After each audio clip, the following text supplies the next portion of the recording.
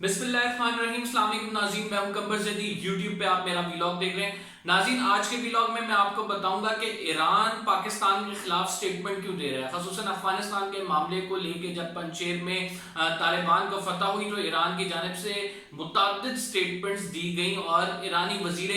आज़म जो साबिक़ अहमदी निजाद, उन्होंने भी एक इंटरव्यू दिया जिसमें पाकिस्तान की खुल के मुखालफत की।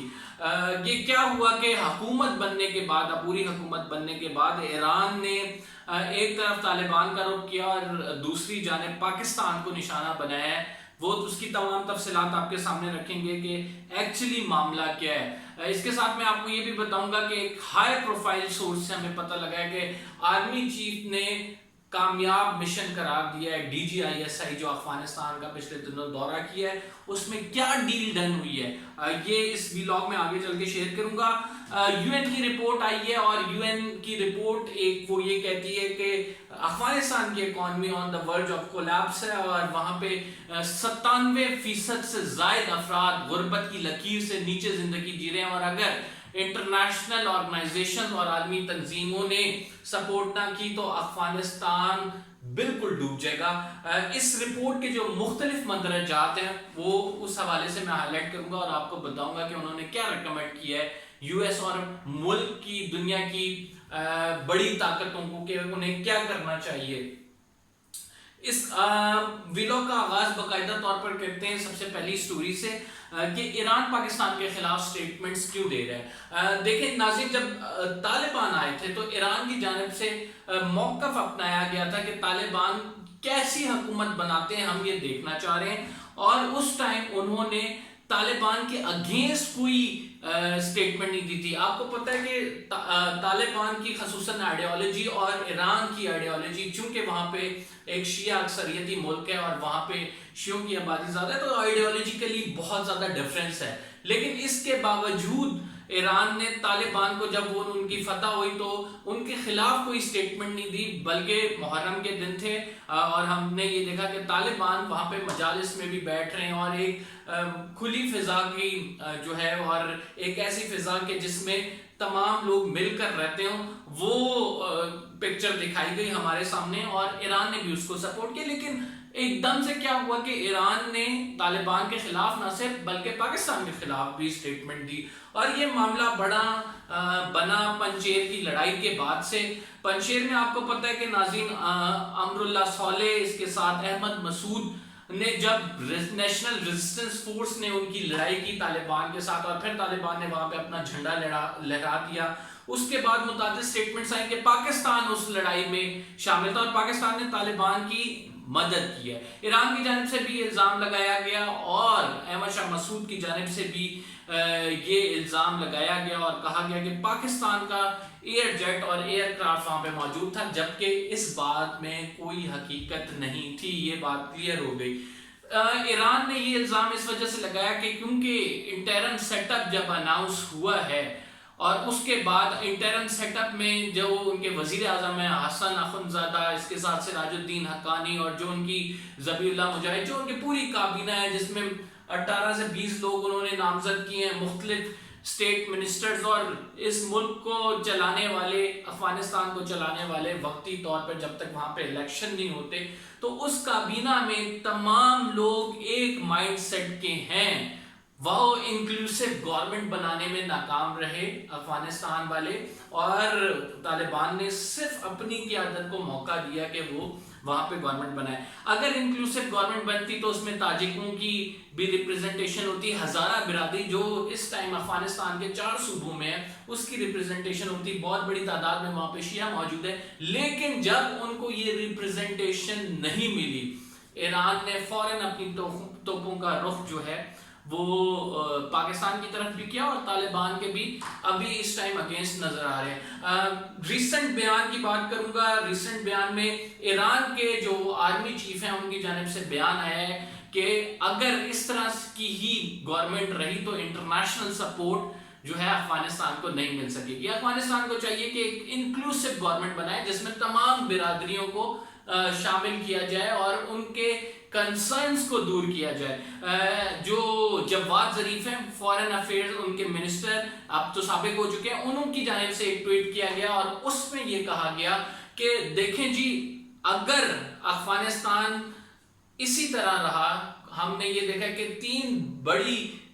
بیرونی طاقتیں یہاں پہ آئیں لیکن ان کو شکست ہوئی، اور افغانستان میں طالبان کی بھی پہلے حکومت آئی 1996 سے لے کے 2001 تک انہوں نے حکومت کی، لیکن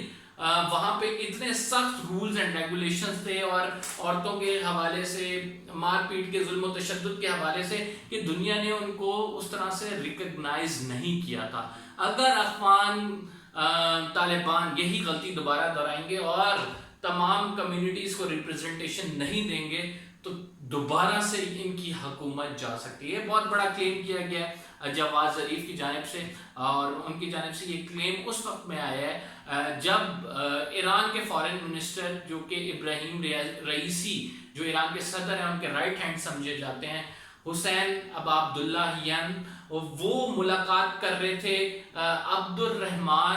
شیخ عبد الرحمن التھانی سے، اور شیخ عبد الرحمن قطر کے امیر ہیں، قطر کے فارن منسٹر ہیں، اور ان کی ملاقات کے دوران یہ بات طے پائی کہ وہ پاکستان کو جا کے یہ پیغام دیں گے، خصوصاً افغانستان میں بات ہوئی، اور پاکستان کو جا کے یہ پیغام دیں گے کہ وہاں پہ پاکستان انکلوسیو گورنمنٹ، طالبان کو کنونس کریں کہ وہ انکلوسیو گورنمنٹ بنائے۔ آج جو شیخ عبد الرحمن التھانی، ان کی army chief general Qamar Javed Bajwa سے بھی ملاقات ہوئی ہے، اور جو پریس ریلیز جاری ہوئی ہے اس میں بتایا گیا ہے کہ اس پریس ریلیز میں افغانستان کی صورتحال پہ تبادلہ خیال ہوا ہے، تو بہت ممکن یہ ہے کہ وہ جو تبادلہ خیال ہو وہ اسی سے ریلیٹڈ ہوا ہو جو کہ ایران کی جانب سے گزشتہ روز جب ایران کے فارن منسٹر ان سے ملے تو انہوں نے کیا کچھ کنوے کیا، اب وہ بات پاکستان تک بھی آ رہی ہو۔ اس سے پہلے بھی میں بتا چکا ہوں پاکستان کا رخ بہت ساری عالمی طاقتیں بھی کر رہی ہیں، CIA چیف بھی آئے ہیں، اور پاکستان اب ایک میجر پلیئر کے طور پر اس تمام صورتحال میں ابھرا ہے۔ آرمی چیف نے DGISI کو شاباش دی ہے کیونکہ مشن جو ہے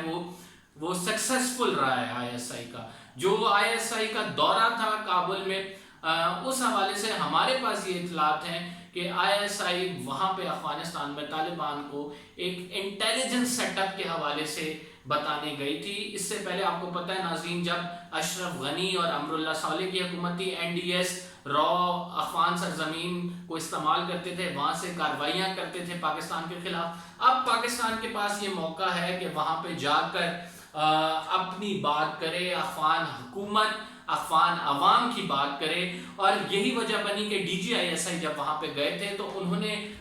طالبان کو یہ بتایا کہ انٹیلیجنس کا سیٹ اپ افغانستان میں رائٹ ناؤ کس طرح رن کرنا ہے۔ ان کا انٹیلیجنس کا سیٹ اپ امریکیوں نے مکمل طور پر تباہ کر دیا تھا جب وہ گئے تھے، اور اب چونکہ نئی حکومت بنانے جا رہے ہیں، آج آپ کہہ سکتے ہیں کہ وزیر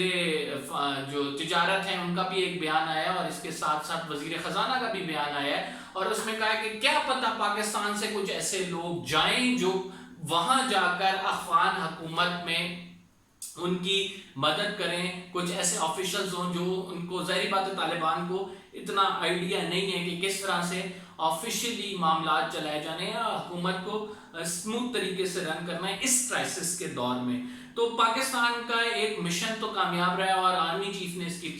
تعریف کی ہے، اور انہوں نے کہا کہ یہ مشن بالکل سکسیسفل رہا ہے۔ دوسری جانب جو UN کی رپورٹ آئی ہے وہ بڑا کنسرننگ ہے ناظرین، اس میں 97% سے زیادہ آبادی کا کہا گیا کہ وہ غربت کی لکیر سے نیچے ہے۔ UN کی نے جو میں نے پچھلے ولاگ میں اپنے آپ کو بتایا تھا کہ $9 بلین فریز کیے گئے ہیں امریکہ کی جانب سے افغانستان کے فارن ایکسچینج ریزرو۔ UN نے اب کہا ہے کہ یہ فارن ایکسچینج ریزرو کو فریز نہ کریں، ان کو کھول دیں، کیونکہ ان کی وجہ سے ہی افغان جو حکومت ہے اس کا پہیہ چلنا ہے، اور وہاں پر جو لوگ ہیں وہاں پہ ایک ہیومینٹیرین کرائسس بلڈ ہونے جا رہا ہے، اور وہ اس کرائسس کو بننے سے بچانے کے لیے عمومی طور پر UN ایسا کرتا ہے کہ اگر کسی بھی ملک میں ایسی صورتحال ہو جاتی ہے تو عالمی طاقتیں بیٹھتی ہیں اور بڑے ممالک بیٹھتے ہیں اور وہاں پہ ایک فائنینشل پیکج کا اعلان کرتے ہیں، لیکن انہوں نے کہا کہ چونکہ افغانستان کی ایسی صورتحال ہے یہاں پہ ابھی فائنینشل پیکج دینے کا اعلان نہیں کیا جا سکتا۔ امریکہ کی جانب سے سٹیٹمنٹ آئی ہے کہ ہم تب تک افغان جو طالبان ہیں ان کے فنڈز کو ڈی فریز نہیں کریں گے جب تک یہ ہمیں پتہ نہیں لگ جاتا کہ یہاں سے پیسفل وڈرال جو لوگ پھنس گئے ہیں ان کا کابل سے ہو رہا ہے یا نہیں، یا جو طالبان ہیں ان کی پالیسیز اب کیا ہوں گی، خصوصاً خواتین کے حوالے سے، ہیومن رائٹس کے حوالے سے، اور وہاں پہ دیگر جو ڈپلومیٹس کے ساتھ ساتھ جو دیگر ملکی شہری وہاں پہ موجود ہیں، تو انہوں نے، میں نے کل بھی بتایا تھا کہ کیرٹ اور اسٹک کی پالیسی رکھی ہوئی ہے، اور وہ اس فنڈز کے ذریعے بلیک میل کرنا چاہتے ہیں طالبان کو کہ وہ کسی طرح ان کی بات مانے۔ دوسری جانب یو این کی جانب سے یہ کہا جا رہا ہے کہ اگر بڑے ممالک نے افغانستان کی سپورٹ نہ کی تو وہاں پہ آلریڈی انفلیشن کا ایشو ہے، وہاں پہ ان کے جو پرائیویٹ بینکس ہیں اس میں پیسہ ختم ہو گیا ہے،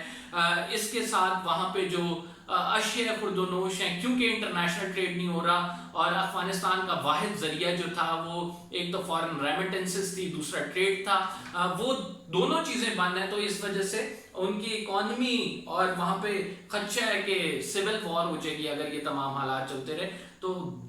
دیگر ممالک کو کچھ کرنا پڑے گا۔ رشیا اور چائنا نے ہیومینٹیرین ایڈ دیا، آج پاکستان کی جانب سے بھی یہ ایڈ جو ہے وہ گئی ہے افغانستان۔ اب دیکھنا ہے کہ عالمی برادری اس ایشو کو لے کے کس طرح سے چلتی ہے۔ یہ اپڈیٹس ہی میرے پاس آج کے حوالے سے سٹوری شیئر کرنی تھی جو آپ کو بتانی تھی۔ انشاءاللہ نیکسٹ سٹوری میں آپ سے ملاقات ہوگی۔ قمر زیدی کو اجازت دیجیے، اگر آپ نے میرا چینل سبسکرائب نہیں کیا ہے اور انفارمیشن چاہتے ہیں آپ کو ڈیلی کی بنیاد پہ ملتی رہے تو اسے سبسکرائب ضرور کر لیں۔ انشاءاللہ اگلے ولاگ میں آپ سے ملتے ہیں ایک نئی سٹوری کے ساتھ۔ اللہ حافظ۔